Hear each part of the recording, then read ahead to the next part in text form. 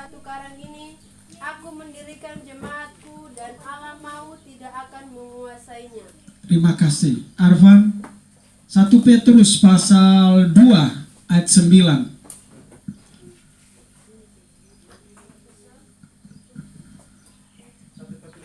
9. Tetapi kamulah bangsa yang terpilih, umat yang rajani, bangsa yang kudus, umat keturunan Allah sendiri, supaya kamu memberitakan perbuatan-perbuatan yang besar dari Dia, yang telah memanggil kamu keluar dari kegelapan kepada terangnya yang ajaib.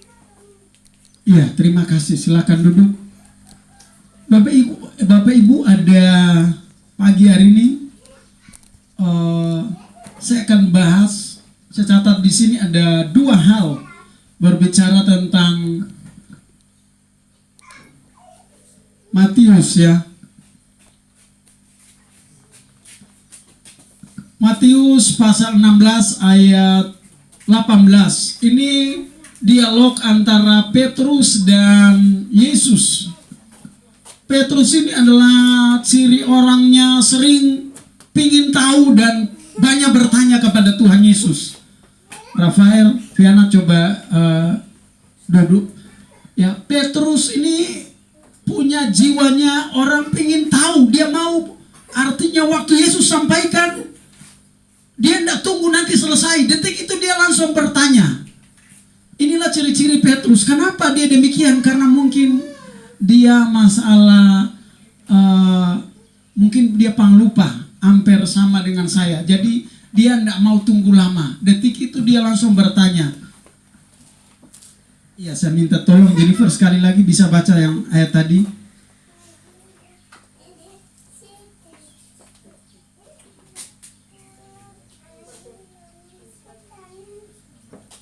Matius. Dan aku pun berkata kepadamu, engkau adalah Petrus di atas batu karang ini.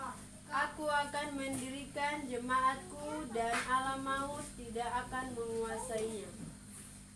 Ya, terima kasih. Kenapa Petrus Tuhan berkata kepada Petrus, dia berkata bahwa aku pun berkata kepadamu, engkau adalah Petrus, dan di atas batu karang ini aku akan mendirikan jemaatku. Katakan amin. Tuhan berkata bahwa aku akan mendirikan gereja. Tidak. Tuhan berkata kepada Petrus apa? Di atas apa? Batu karang. Batu karang ini berbicara tentang keteguhan hati Petrus. Jemaat bisa katakan amin? Amin. Ini yang saya sebut adalah eklesia. Yang dimaksud jemaat, aku akan mendirikan jemaat di atas batu karang. Ini kalau di dalam bahasa bahasa aslinya adalah eklesia. Eklesia artinya gereja.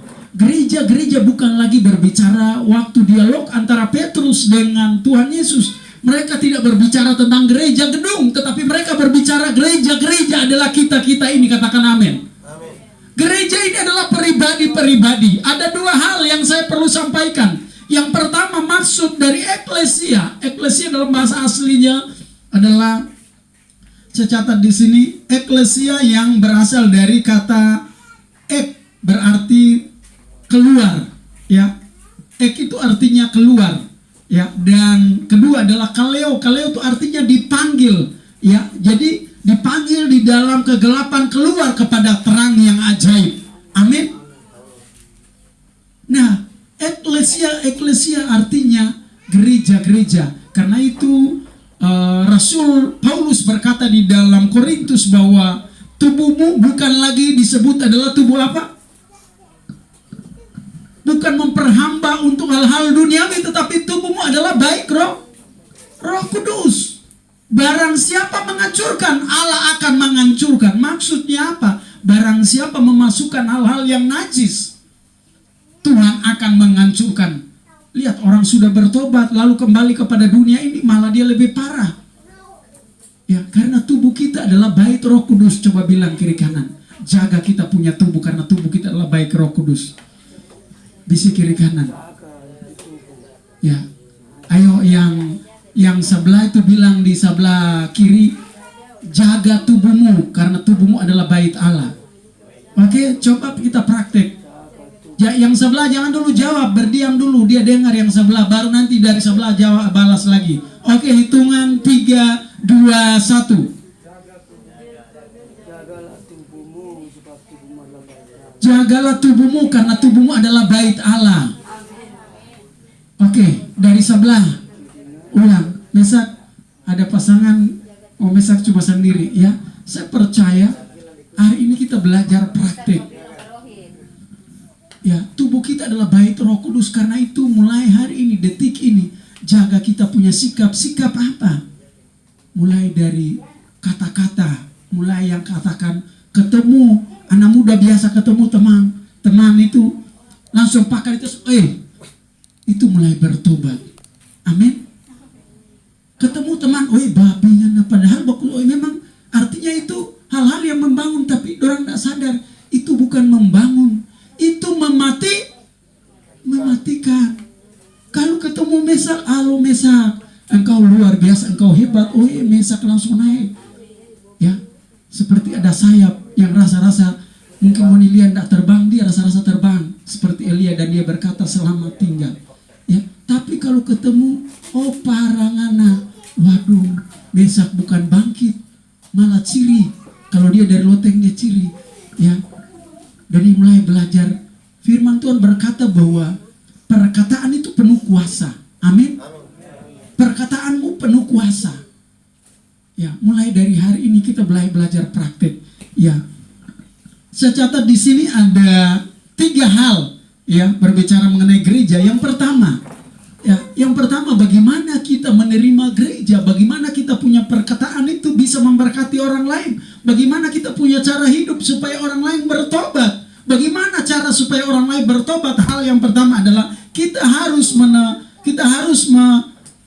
melepaskan segala ikatan kita. Ya, saksi tadi malam, ya kita sudah kita doakan Naomi mengaku bahwa tolong doakan saya. Saya dulu mungkin ada dari papa suruh orang lain kasih mandi, bahkan kasih minum. Ya, dilepaskan karena Naomi tidak mau terikat. Bapak Ibu kalau tidak mau lepaskan, waktu maju ke depan pendeta doakan, Bapak Ibu tidak menikmati sesuatu. Karena namanya berbicara tentang tadi eklesia itu adalah harus keluar dari gelap menuju kepada terang yang ajaib.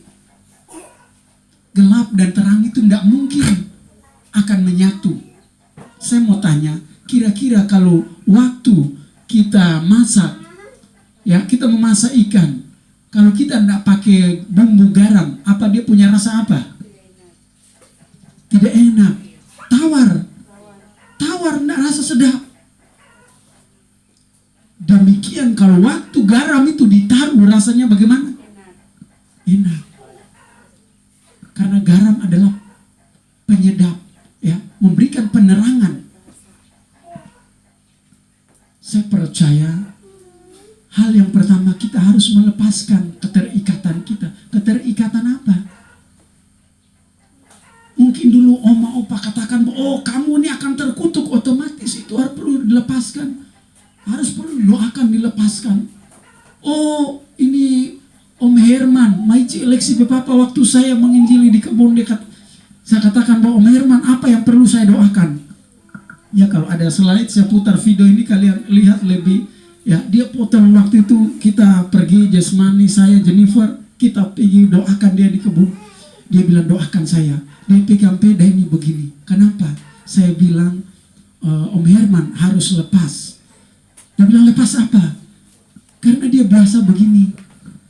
Memang itu orang tua bilang, itu nyana apa-apa. Nyana apa-apa bagaimana waktu doa bismillah. So pakai bismillah, apakah itu dari Tuhan? Ya, saya bilang kalau boleh lepaskan. Tiba-tiba Bapak Ibu kalau lihat dia berjalan. Sorry, saya harus tidak pakai mic. Dia berjalan tiba-tiba kaget. Di dunia baru pertama, nanti ada kematian yang kedua. Ya, tadi War sudah sampaikan. Dorang sedang menunggu. Dorang ini entah di mana. Bukan di sorga. Ada satu tempat. Dan kesaksian yang kedua, orang yang mati di dalam Tuhan. Oh, itu tidak ada diproses lagi. Yang pertanyaannya orang mati yang belum bertobat. Karena itu yang pertama saya sampaikan harus lepas segala keterikatan. Mungkin ada orang berkata, oh saya main-main. Waktu itu cuma om saya kasih doa, sudah kasih mandi ini supaya engkau pakai kain merah lagi, pakai goraka lagi. Itu perlu dilepaskan keterikatan itu. Amin. Naomi tadi malam mengaku, kalau boleh kasih doa, saya pernah disuruh minum ini. Dan itu prosesnya tadi War katakan, proses tidak semudah itu. Ya. Oke, baik. Ya, jadi yang pertama, saya belum bahas yang kedua adalah tentang menerima firman Tuhan atau Yesus Kristus. Jadi sudah melepaskan segala ikatan, harus diisi dengan kebenaran. Amin. Atau menerima Yesus Kristus. Orang kalau tidak menerima Tuhan secara pribadi, ngambang hidupnya. Hidupnya selalu datang ke gereja mengantar orang sampaikan firman, dia tidak fokus. Karena itu Rasul Paulus berkata, waktu dia sampaikan firman Tuhan, ada seorang anak binaannya, yaitu siapa?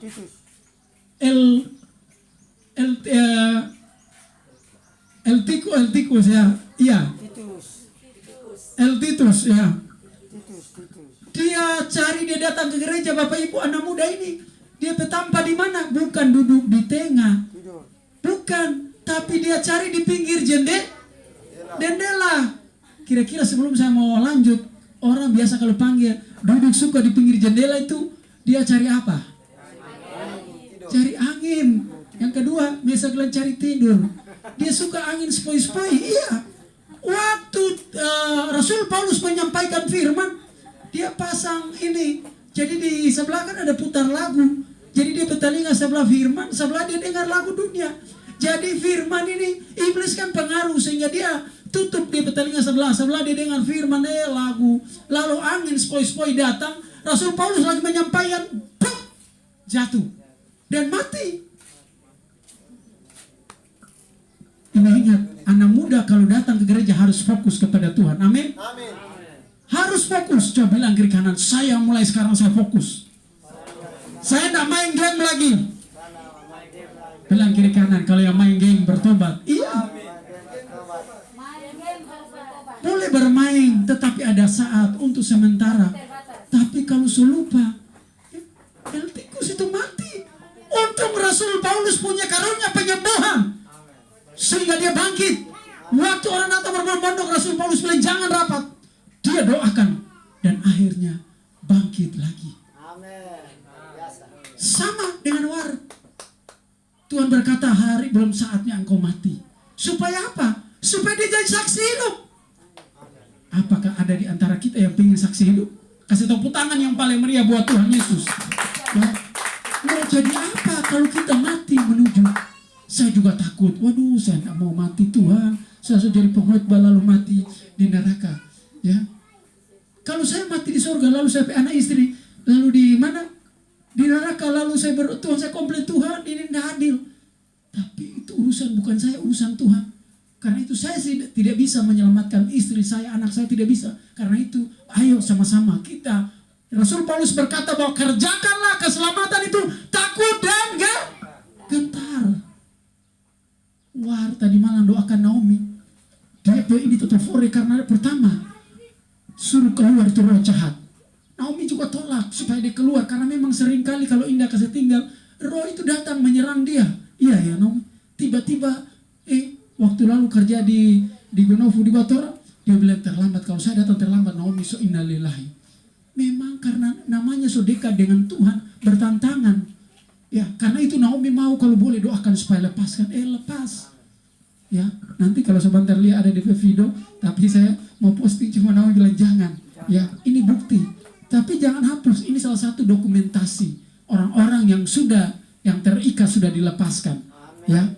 Jadi oke, yang kedua tadi apa? Mengenai apa? Terima Tuhan Yesus atau firman Tuhan. Iya. Helmi bisa duduk dulu ya. Mesti terima Tuhan Yesus. Ya. Terima Tuhan Yesus, terima firman Tuhan. Yang ketiga atau yang terakhir adalah apa?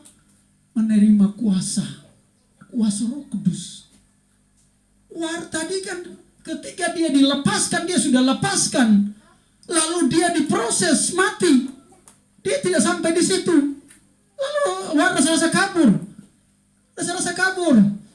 Tapi Roh Kudus itu tidak mau hanya pulang hanya sia-sia. Amin. Roh Kudus kalau kita sudah melepaskan, pertama kita melepaskan, kedua kita menerima Yesus atau firman Tuhan. Yang ketiga kita mesti diisi dengan apa? Dengan Roh Kudus. Alkitab mencatat di Markus itu, tanda-tanda itu akan diberikan kepada orang-orang supaya mereka mengusir setan demi namamu, orang akan sembuh. Bukti war. Moge yang begitu keras kepala sudah menyerahkan DP ilmu. Wow, karena dia takut. Memang ini saatnya saksi hidup. Karena itu coba bilang kiri kanan, kalau saatnya kairosnya Tuhan sudah datang, jangan tunggu besok, jangan tunggu lusa, jangan tunggu 1 tahun, detik ini Pak Ibu harus bertobat. Amin. Percaya atau tidak, tapi ini kebenaran. Yang ketiga adalah penerimaan Roh Kudus. Ya, kalau kita tidak menerima Roh Kudus, oke, sudah selesai. Penerima lawatan Roh Kudus berarti kita akan menjadi saksi, kita akan mendoakan. Medan begitu. Kaulah baptisan, sekarang dia bilang Indah Majus. Saso bilang orang ini dibaptis tanpa menerima firman Tuhan, karena waktu Tuhan sampaikan firman. Amin. Amin. Cuma tantangan masih depresi. Yang namanya tantangan tidak semudah itu. Ada iblis yang akan memakai supaya kita punya roh itu tidak mulus. Namanya tantangan.